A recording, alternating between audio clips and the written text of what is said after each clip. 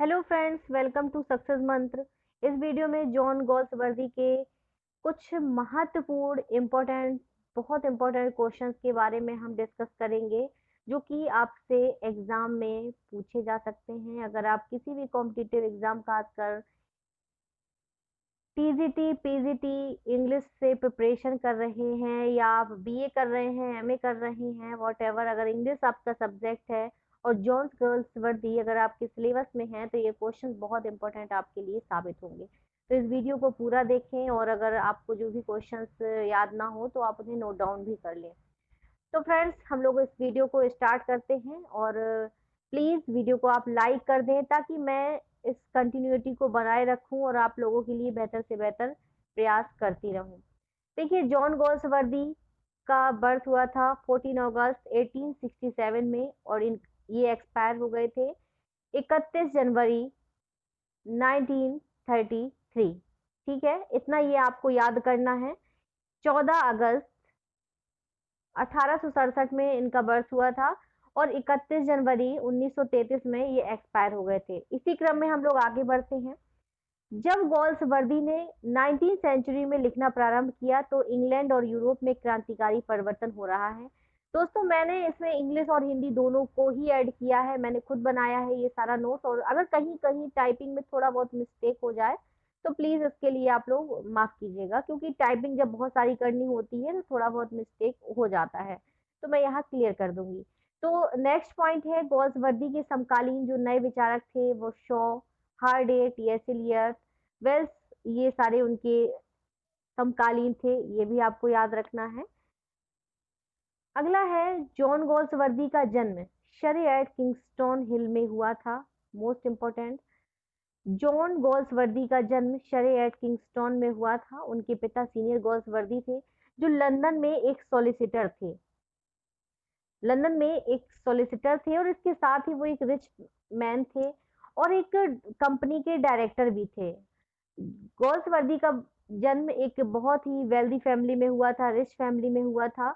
In fact गोल्सवर्दी को कभी भी गरीबी का सामना नहीं करना पड़ा, इसलिए उन्हें silver spoon in a mouth उनके वर्थ को कहा जाता है। उनकी mother Blanche Bailey come from an old rich family, एक बहुत ही रईस खानदान से आती हैं, मतलब वो खानदानी ही रईस थी। नेक्स्ट है, गोल्सवर्दी का जन्म silver spoon in his mouth के साथ हुआ था। उन्हें गरीबी से बिल्कुल भी संघर्ष नहीं करना पड़ा था। Silver spoon in his mouth means ये एक इडियम है। इसका मतलब है एक वेल्दी, ऑनेस्ट, रिच से संबंधित होता है। ठीक है, अगला देखिए, गोल्सवर्दी ने अपनी अर्ली एजुकेशन बाउरमाउथ में की। मतलब उनकी जो अर्ली प्रिपरेटरी एजुकेशन थी, प्रिपरेटरी स्कूल, उनकी अर्ली स्कूलिंग थी, वो बर्नमाउथ में हुई थी। इसके बाद उन्हें हॉरो पब्लिक स्कूल में भेज दिया गया था, जो कि लंदन में है। हॉरो पब्लिक स्कूल लंदन में है। इसके बारे में गोल्सवर्दी ने कहा है, it was very typical and honoured old public school where he spent his whole happy period of childhood days। गोल्सवर्दी ने हॉरो पब्लिक स्कूल के लिए कहा है कि ये एक बहुत ही सम्मानीय स्कूल था, जहां पर उन्होंने अपने जीवन के बहुत ही सुखद क्षणों को, बचपन के सुखद क्षणों को बिताया। अगला है, हॉरो लंदन से गोल्सवर्दी ऑक्सफोर्ड गए। जब हॉरो में पढ़ते थे लंदन में, तो इसके बाद गोल्सवर्दी ऑक्सफोर्ड गए, और 1887 में गोल्सवर्दी admitted to a new college of Oxford University, and 1889 he took an honor degree in law। उन्होंने 1887 में गोल्सवर्दी ऑक्सफोर्ड यूनिवर्सिटी गए, और उनकी लॉ की डिग्री 1889 में कंप्लीट हो गई। देखिए, जो गोल्सवर्दी थे, उन्हें लॉ में बिल्कुल इंटरेस्ट नहीं था। इसके बावजूद उन्होंने अपने कई प्ले में लॉ का सीन दिखाया है, कोर्ट दिखाया है उन्होंने, लेकिन उन्हें कोई भी इंटरेस्ट नहीं था। केवल उनके फादर के कहने पर ही वो उन्होंने उसको एक्सेप्ट किया। गोल्सवर्दी गरीबों के लिए बहुत ज्यादा काइंड हार्टेड थे, उनसे हार्टली अटैच थे, क्योंकि वो अपने पिता की संपत्ति का रेंट उन गरीबों से वसूलते थे, तो वो ये जानते थे कि वो गरीब किस प्रकार से वो रेंट दे पाते हैं। अगला है, गोल्सवर्दी के पिता उन्हें बैरिस्टर बनाना चाहते थे, तो उन्होंने उनकी इच्छा थी कि वो बैरिस्टर बने, तो उन्होंने 3 साल की रिगार्डेड डिग्री तो ले ली, लॉ की रिगार्डेड डिग्री ले ली, केवल नॉलेज के लिए उन्होंने इसका यूज नहीं किया। लेकिन इस ज्ञान का उनके चरित्र पर, उनके व्यक्तित्व पर काफी प्रभाव पड़ा। उन्होंने कहा है, I would have been a great revolution because his heart was always full of kindness for the man of animal। Man and animal के लिए उनका हृदय बहुत ही दयालु था। वो वो चाहते थे, क्रांति लाना चाहते थे इस समाज में जो होता है उसके लिए, वो एक क्रांति लाना चाहते थे अपने उस लॉ के ज्ञान से। फिर देखिए, he wanted to see equality, वो सभी सिटीजन, कम जो भी कंट्री के सिटीजन होते थे सभी पर वो समानता देखते थे। जबकि उनका जो बर्थ हुआ था वो सिल्वर स्पून हुआ था, मतलब कि एक वेल्दी फैमिली में हुआ था। इसके बाद भी वो बहुत काइंड हार्टेड थे और सभी की सपोर्ट करते थे, सभी के कष्टों को वो समझते थे और वो लोगों के बीच में जाकर के उनके साथ टाइम भी स्पेंड करते थे। He was called to the bar in 1890 but he never practice. ये क्वेश्चन बहुत आता है। 1890 इसको आपको याद रखना है। उन्होंने कहा है, I live in various chamber, वो बहुत जगह रहे बट प्रैक्टिस ऑलमोस्ट नॉट अलो, लेकिन उन्होंने उसकी प्रैक्टिस नहीं की because my interest was just opposite in the study of literature. उन्होंने इसकी प्रैक्टिस नहीं की क्योंकि जो गॉल्सवर्दी का इंटरेस्ट था वो केवल और केवल लिटरेचर की तरफ था। लॉ कोर्स उनके लिए बहुत बोरिंग थे, इसलिए उन्होंने फिर भी उन्होंने अपने कई प्लेज में कोर्स के सीन दिखाए हैं। उनके नेचर से फ्रस्ट्रेट होकर उनके पिता ने उन्हें इन्वेस्टिगेशन के लिए भेज दिया, जहां पर वो कुछ रशियन रियलिस्टिक से मिले, नॉवलिस्ट से मिले और फ्रांस के नॉवलिस्ट से मिले। तो आप इसका स्क्रीनशॉट ले लीजिएगा क्योंकि कभी कभी पूछ लेता है। अगला देखिए, गॉल्सवर्दी ने विश्व के चारों ओर 2 वर्ष तक 1891 से 93 तक यात्रा की। But the most remarkable event of his period was his friendship with captain the great polish seller novelist Joseph Conrad Joseph Conrad and became close friend. Joseph Conrad से उनकी मित्रता हो गई और दोनों लोग गहरे मित्र बन गए। ये ध्यान देना है वो कौन थे, Joseph Conrad, a polish seller, a great polish seller novelist, जिन्होंने गॉल्सवर्दी को इंस्पायर किया था लिटरेचर की तरफ और उनको राइटिंग और स्टोरीज के लिए मोटिवेट किया था। अगला है in 1895 he began his career as a writer.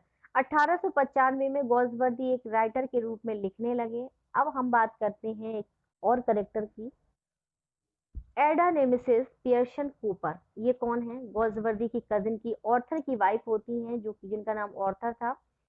वो बहुत ही ब्यूटीफुल लेडी होती है, लेकिन उसकी मैरिड 1891 में हो जाती है। लेकिन उनकी मैरिड लाइफ कुछ अच्छी नहीं थी, बहुत अनहैप्पी चल रही थी क्योंकि ऑर्थर था वो ड्रिंकिंग करता था और अच्छे से वो नहीं रहता था। ड्रिंकिंग उसकी हैबिचुअल बन गई थी, हैबिट बन गया था, जिससे एडा काफी ज्यादा परेशान थी और उसने अपने पति को छोड़ दिया। गॉल्सवर्दी उनसे ऑर्थर की मैरिज के 1 सप्ताह बाद ही मिले थे। उनके बीच बहुत अच्छी फ्रेंडशिप हो गई। ओडा ग्रेजुअली अट्रैक्ट हो गई गॉल्सवर्दी की तरफ, उनके व्यक्तित्व से काफी प्रभावित हो गई। इसके बाद 1893 में she finally decided to give divorce to her husband and marry to John Galsworthy. 1893 में एडा ने डिसाइड किया कि वह अपने पति को डिवोर्स दे देगी और गॉल्सवर्दी से शादी कर लेगी, क्योंकि पिछले कुछ दिनों से वो काफी डीप लव में हो चुके थे ईच अदर। लेकिन गॉल्सवर्दी ने उनसे शादी नहीं की because diverse proceeding would have disgrace, क्योंकि डाइवर्स प्रोसीडिंग की जो था उसकी वजह से उनकी फैमिली को अपमान का सामना करना पड़ सकता था। गोल्सवर्दी अपने पिता को दुख नहीं देना चाहते थे। गोल्सवर्दी एंड एडा ने 12 वर्षों तक वेट किया और सीनियर गोल्सवर्दी वाज, क्योंकि जो सीनियर गोल्सवर्दी थे, गोल्सवर्दी के फादर थे, वो शादी के लिए रेडी नहीं थे। लेकिन जब 1904 में सीनियर गोल्सवर्दी गुजर जाते हैं तो एडा also taking a diverse from her husband, although the court, जब वो कोर्ट से डिवोर्स ले लेती है तो फाइनली 23 सितंबर 23 सितंबर, देखिए 23 सितंबर को एडा एंड गोल्सवर्दी, 23 सितंबर 1905 1905 में एडा गोल्सवर्दी ने शादी कर ली थी। तो ये है 23 सितंबर, इसे ध्यान दीजिएगा, 23 सितंबर है ये, इसे ध्यान दीजिएगा, बाय मिस्टेक थोड़ा सा 20 बोल दिया है, लेकिन 23 सितंबर 1905 में एडा एंड गोल्सवर्दी मैरिड कर ली थी उन्होंने। और एडा जो थी वो गोल्सवर्दी को बहुत ज्यादा उत्साह देती थी, और उससे कहती थी, उनके ऊपर विश्वास के साथ कहती थी कि उनकी लेखनी को, उनकी राइटिंग को बहुत अप्रिशिएट करती थी, उनके प्लेस को, शॉर्ट स्टोरीज को। तो एडा उकसाती थी उनको और ज्यादा लिखने के लिए। As Galsworthy himself has stated, as a Ada Cooper picked him to write, Ada Cooper ने उन्हें लिखने के लिए और फोर्स किया, बिकॉज शी ऑलवेज सेड, वह कहती थी, you are just a person to write, why do not you write, मतलब तुम क्यों नहीं लिखते हो, तुम्हें लिखना चाहिए। ये ओडा उनको अप्रिशिएट करती थी। आगे हम लोग देखेंगे गोल्सवर्दी लाइव, अपने लाइफ के अंतिम समय उन्होंने वरी इन वेस्ट वेसेक्स में उन्होंने रहे थे। ही डाइड फ्रॉम, उनको ब्रेन ट्यूमर हो गया था। होम ग्रोव लॉज, उनका जो होम था ग्रोव लॉज हेम्पस्टीड में, नॉर्थ लंदन, तो वहां पर उनका देहांत हो गया था, वो एक्सपायर हो गए थे 31 जनवरी 1933। His ashes were scattered to the wind according to his, जैसे कि उनकी इच्छा थी कि उनकी अस्थियों को बिखेर दिया जाए, हवा में बिखेर दिया जाए, तो वही हुआ था। During the First World War Galsworthy ने एक वाउंडेड ब्रिटिश सोल्जर के लिए हार्ड वर्क किया। इनफैक्ट जब प्रथम विश्व युद्ध हुआ था तो सभी के लिए, जितने भी वाउंडेड सोल्जर्स थे, उनके लिए बहुत ज्यादा वर्क किया था। इसी से अप्रिशिएट हो करके 1 जनवरी 1918 को Galsworthy was offered the King the knighthood of 1917 by Lloyd, the Prime Minister of Britain। Prime minister of Britain, Britain के प्राइम मिनिस्टर के द्वारा 1 जनवरी 1918 को गोल्सवर्दी को नाइटहुड की उपाधि दी गई थी। लेकिन अब इसको थोड़ा सा ध्यान दीजिएगा, ये क्वेश्चन काफी कंफ्यूजिंग लगता है। देखिए, द नाइटहुड ऑफ 1917, 1917 का नाइटहुड, जैसे कि नोबेल पुरस्कार मिलते हैं, तो 2019 के नोबेल पुरस्कार 2020 में डिक्लेयर किए जाते हैं। 2020 के या तो लास्ट में किए जाएंगे या 2021 में, मतलब कि अगर आप जो जिनको 2019 का मान लीजिए नोबेल पुरस्कार मिला है या कोई उपाधि दी गई है, तो वो लास्ट में डिक्लेयर की जाती है या नेक्स्ट ईयर डिक्लेयर की जाती है कि 2019 का कौन था अब, लेकिन डिक्लेयर कब हुआ, 2020 में। तो ये ध्यान देना है, द नाइटहुड ऑफ, जो नाइटहुड था 1917 का, वो 1 जनवरी 1918 को ऑफर किया गया ब्रिटेन के प्रधानमंत्री लॉयड के द्वारा, but just on the next, लेकिन उसके अगले ही दिन 2 जनवरी 1918 को गोल्सवर्दी ने पोलाइटली इसको रिफ्यूज कर दिया, ये कहकर कि literature is it's oven reward. तो डोंट बी फॉरगेट, आपको ये बिल्कुल नहीं भूलना है, ये याद रखना है, literature is it's oven reward, मतलब अपने आप में ही एक सम्मान है, तो उन्हें जरूरत नहीं थी किसी नाइटहुड की उपाधि की। तो फिर से इसको ध्यान दीजिएगा, 1917 का नाइटहुड उन्हें 1 जनवरी, ये इधर देखिए, 1 जनवरी 1918 को ऑफर किया गया, लेकिन उन्होंने 2 जनवरी 1918 को इसको रिफ्यूज कर दिया गया था। फिर देखिए, in 1921 Galsworthy was appointed the first president of the London centre PEN, जो कि एक वर्ल्ड वाइड ऑर्गेनाइजेशन था, एक क्लब था, किसका, playwright essayist and novelist world wide organisation, एक संगठन था। तो वहां का उन्हें प्रेसिडेंट नियुक्त किया गया, अपॉइंटेड द फर्स्ट प्रेसिडेंट, कब, 1921। तो डोंट बी फॉरगेट 1921, ओके। कोई प्रॉब्लम हो तो आप लोग मुझे कमेंट में पूछ सकते हैं। फिर देखिए in 1932 Galsworthy was awarded a Nobel prize for the literature for his Nobel poetic output but specially for his most prominent novel the Forsyte Saga. मैंने फॉरसाइट सागा की जो समरी है वो मैंने अपलोड की हुई है, तो आप देख सकते हैं। तो उन्हें उनकी लिटरेचर के लिए, उनकी पोएटिक के लिए उनको 1932 में नोबेल प्राइज से अवार्ड किया गया।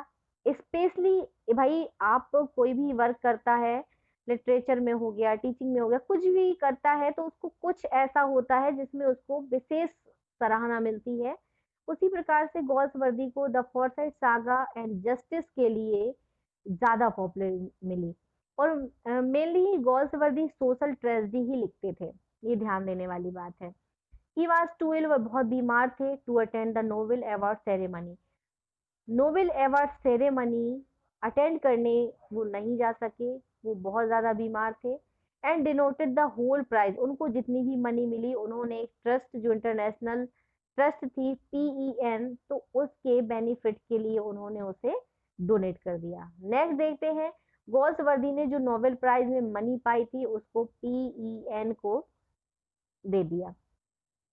तो फ्रेंड्स ये गोल्स वर्दी के लिए कुछ जो कंफ्यूजिंग हो सकते थे क्वेश्चंस, कुछ जो इम्पोर्टेंट क्वेश्चंस हो सकते थे जो गोल्स वर्दी से रिलेटेड थे, मैंने इसमें उसको लिख दिया है। अब उनका जो कैरियर था, लिटरेचर था, कि कब कौन सा क्या लिखा उन्होंने, इसके लिए हम अगला वीडियो बनाएंगे, क्योंकि ऑलरेडी ये वीडियो काफ़ी ज़्यादा लेंदी हो रहा था। तो फ्रेंड्स, अगर आपने चैनल पर पहली बार विजिट किया हो तो प्लीज़ चैनल को आप हमारे सब्सक्राइब करें और लाइक करें, शेयर करना बिल्कुल ना भूलें। इसके साथ ही जो बेल आइकन है उसे प्रेस कर दें, जिससे सभी नोटिफिकेशंस आपके पास तक पहुंचते रहें और हम आपके लिए बेहतर से बेहतर प्रयास करते रहें।